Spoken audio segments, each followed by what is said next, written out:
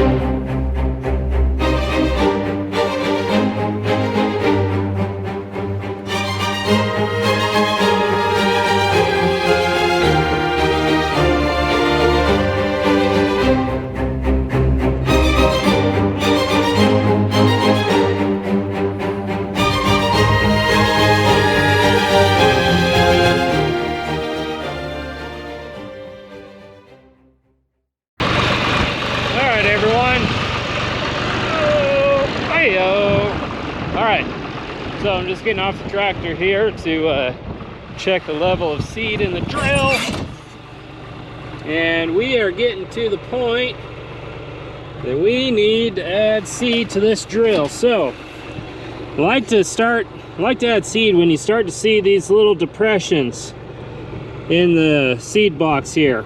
Each one of these depressions relates to one of these seed tubes. So if the seed level gets too low, then what happens is the seed doesn't flow evenly down into the seed tube, and that messes up your planting rate, which messes up your crop, and that's not a good thing, right? So I'm gonna walk over there, grab the Kubota, and fill this bugger up with seed.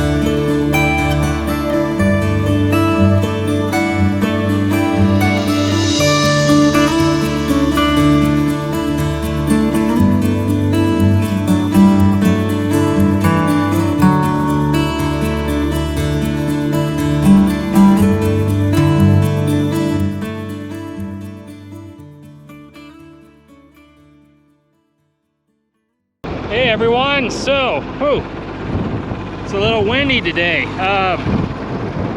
Apologize in advance for the audio. We got done planting this field, so now we're harrowing it and got to get the harrow adjusted correctly. If the harrow's pushing too much dirt in front of it, like it is right there, then we got to adjust the teeth down just a notch or so. Because what we don't want to do is we don't want to uncover the seeds too much so that they get too exposed to the soil surface. So I'm going to adjust this harrow real quick and we'll get back at it.